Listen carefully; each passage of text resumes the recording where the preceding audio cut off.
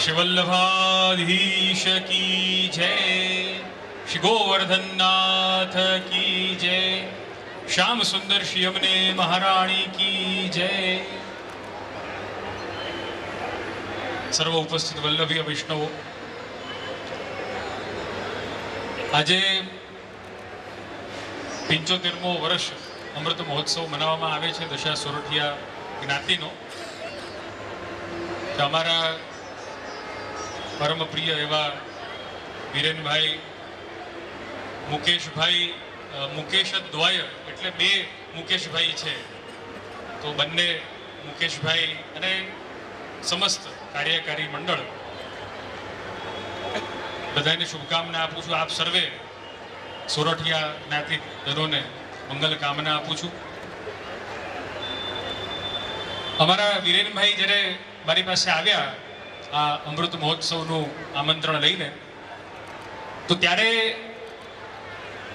મેં એમને પૂછ્યું, કીધું આ જે કાર્યક્રમ છે એ દર વર્ષે થાય છે અને 75 વર્ષ થઈ ગયા, તો આમાં આપણે કયો સંદેશ આપવો જોઈએ જ્યાં 75મા વર્ષમાં બધા જ જ્ઞાતિજનોને બધાની માટે સુયોગ્ય રહે। તમારી શું ઈચ્છા છે? મેં એમને પૂછ્યું। તમને એક બહુ સારી વાત કીધી કે જે અમે બધું કરીએ છીએ, પરંતુ યુવાનોનો ઇન્ટરેસ્ટ ને યુવાનોનો સાથ બહુ ઓછો મળે છે, અને આપણે જાણીએ જ છે કે ભાઈ આ વસ્તુ એક હકીકત છે આજના સમયની કે આવું થાય છે। પરંતુ એક બહુ જ મહત્વની વાત છે, યુવાનોને જ્યારે પણ કહેવામાં આવે કે ભાઈ આ રીતે કોઈ સામાજિક કોઈ કાર્યક્રમ છે ને તમે બધા ઉપસ્થિત થાઓ, તો એ કાયમ એક વસ્તુ કહેતા હોય છે, અમે શું કરશું ત્યાં? બરાબર છે? એ આવીને આપણે એમને કહીએ કે ભાઈ તમારે આવવાનું છે ને, એ કહીએ અમે શું કરશું ત્યાં આવીને, અમારું શું કામ ત્યાં? તો બધા જ યુવાનોને, આ બધા વડીલો અને બધા જ યુવાનોને એક વસ્તુ જરૂરથી કહીશું, આ જ્ઞાતિની જરૂર શું છે? આપણા સનાતન ધર્મમાં જે જ્ઞાતિ વ્યવસ્થા છે, જ્ઞાતિ ભેદ નહીં માનતા, પરંતુ જ્ઞાતિ વ્યવસ્થા જે છે એ જ્ઞાતિની જરૂર શું પડી? બહુ લાંબી વાત ન સમજવી હોય તો પણ સહજમાં આપણે સમજી શકીએ કે જ્ઞાતિની જરૂર એટલા માટે પડી। જો યુવાનોને ઇંગ્લિશ વધારે સમજે એટલે ઇંગ્લિશમાં જ સમજાવું છું, બધા ધ્યાનમાં રાખજો। If you want to reach fast, then walk alone. If you want to reach fast, then walk alone. But if you want to reach far, then walk together. આ જ્ઞાતિ વ્યવસ્થાનો એક બહુ મોટું એક લક્ષ્ય છે, એક બહુ મોટો એક બહુ દિવ્ય વિચાર છે। એકલા ચાલીશું તો જલ્દી ચલાશે, સાચી વાત છે, પરંતુ થાકી જશું। પરંતુ જો સાથે ચાલશું ને તો દૂર સુધી પહોંચી શકશું। આ બહુ જ મહત્વની વાત છે, અને આપણા શાસ્ત્ર પણ આપણને સમજાવે છે, ત્રેતાયામ મંત્ર શક્તિશ્ચ જ્ઞાન શક્તિ કૃતે યુગે, દ્વાપરે યુદ્ધ શક્તિશ્ચ સંઘ શક્તિ કલૌ યુગે। આપણા શાસ્ત્ર આપણને સમજાવે છે કે ત્રેતા યુગમાં મંત્રની શક્તિ હતી, સતયુગમાં જ્ઞાનની શક્તિ હતી, દ્વાપરમાં યુદ્ધની શક્તિ હતી, પરંતુ કલિયુગમાં સંઘની શક્તિ છે। એટલે જો કોઈને પણ શક્તિશાળી બનવું હોય તો સંઘ જોઈએ। આ વસ્તુ હકીકત છે। કહેવાય ને કે સંઘથી શું થાય?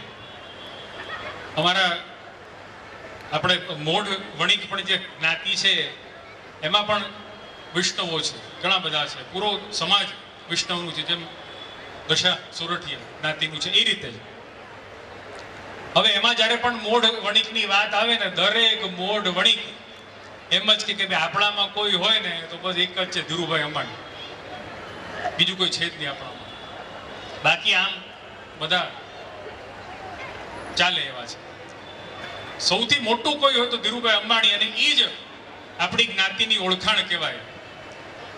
જ્યારે કોઈને એકલા ચાલવાનું મન થાય ને ત્યારે આ ઉદાહરણ, આ વાર્તા જરૂરથી કહેજો. બે દોસ્તાર હતા ને બંનેનું એક જ કામ હતું, બંને શંખ વેચતા. શંખ પેલા જઈને એને વીણે અને પછી એને ધોઈને સાફ કરીને અને વ્યવસ્થિત કરીને શંખ વેચે. અને ઈ શંખ વેચવાનો એમનો વેપાર એકવાર બંને દોસ્તારો શંખ વીણવા માટે ગયા અને શંખ વીણતા વીણતા પાણીમાં એક દોસ્તારના હાથમાં મોટો શંખ આવ્યો. બહુ રાજી થઈ ગયો, અરે વાહ સારું છે. અને મોટો શંખ જેમ હાથમાં આવ્યો એમ જે બીજા દોસ્તારે જ્યારે જોયું કે આના હાથમાં મોટો શંખ આવ્યો છે ત્યારે જ થોડું એને ખરાબ લાગ્યું. મારા હાથમાં શંખ તો આવે પણ બધા નાના નાના નાના, એનાથી શું થાય? ચાલો આપણે કામ કરીએ, આપણે પણ મોટો શંખ શોધીએ. અને મોટો શંખ શોધવામાં એને કર્યું શું? વચ્ચે જેટલા પણ નાના નાના શંખ મળતા હતા બધા જ ફેંકતો જાય, બધા ફેંકતો જાય. અને ફેંકતા ફેંકતા ફેંકતા છેલ્લે એને મોટો શંખ તો મળ્યો જ નહીં અને એને એકે શંખ ન મળ્યો. દોસ્તારની આગળ ગયો અને કે ભાઈ તારા તો નસીબ બહુ સારા, તને તો મોટું શંખ મળ્યું અને તું તો એક શંખ વેચે ને તારું કામ પૂરું થઈ જાય. ધીરુભાઈ અંબાણી. અને કે હવે માણસ નાનો સાવ, આટલા નાના નાના શંખ વીણું તો એનાથી શું થાય મારું?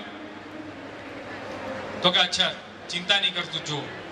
તો કે શું હવે જોવાનું શું? આમ તો કે ચાલ. બજારમાં ગયા. બજારમાં જઈને અને જેમ એમનું રૂટીન હતું બધા શંખને સાફ કરીને વ્યવસ્થિત કરીને એને વેચવાની શરૂઆત કરી. અને જે મોટો શંખ હતો એક શંખ 1000 રૂપિયા વેચાય. અને જે નાનો શંખ હતો, નાના નાના નાના શંખ હતા, એ એક જે બીજો જે દોસ્તાર હતો જેને કોઈ પણ શંખ મળી નહોતું, એને જોયું કે આની આગળ નાના નાના શંખ પણ છે ને મોટા શંખ પણ છે. તો એને પૂછ્યું કે ભાઈ તારા હાથમાં બધા નાના શંખ આવ્યા ક્યાંથી? તારા હાથમાં તો એક મોટું શંખ હતું જ, તો પછી નાના શંખ ક્યાંથી આવ્યા? તો કે બેટા તું જે પણ શંખ નાના નાના શંખ વીણીને હાથમાં લેતો હતો અને તું ફેંકતો હતો ને એ બધા મેં લઈ લીધું. તો કે અચ્છા સારું ચાલ, એટલે તારા હાથમાં મોટો શંખ પણ ને નાનો શંખ.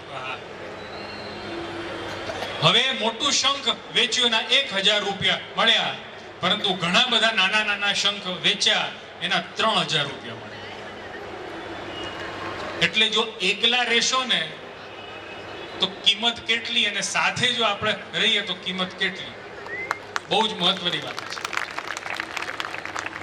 તો જ્યારે પણ યુવાનોને ક્યારે પણ એવું થાય કે ભાઈ આ બધું જ્ઞાતિમાં ક્યાં જવું, અમારું શું કામ, તો એમને આ વસ્તુ સમજાવજો કે જો ફાસ્ટ ચાલવું હોય ને તો એકલા ચાલજો, પરંતુ દૂર સુધી ચાલવું હોય ને તો સાથે ચાલવું પડશે.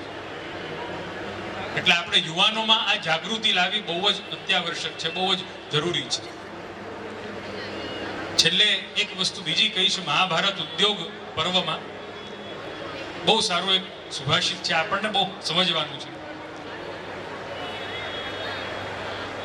એમ કહે છે ધુમાયંતે વ્યપેતાની જ્વલંતી સહિતાની ચ ધૃતરાષ્ટ્ર ઉલ્મુકાનીવ જ્ઞાતયો ભરતર્ષભ. ધૃતરાષ્ટ્રને કહેવામાં આવ્યું,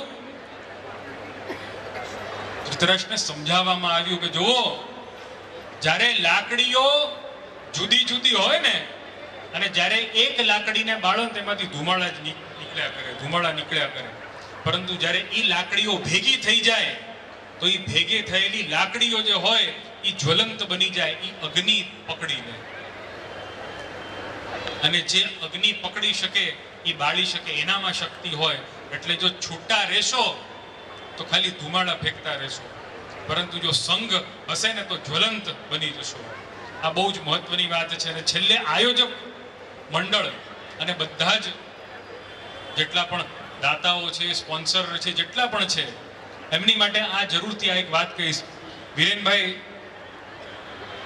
આ વાત ખાસ આપણા આયોજક મંડળ પ્રમુખ શ્રી એમની માટે હું જરૂરથી એક વાત કહીશ.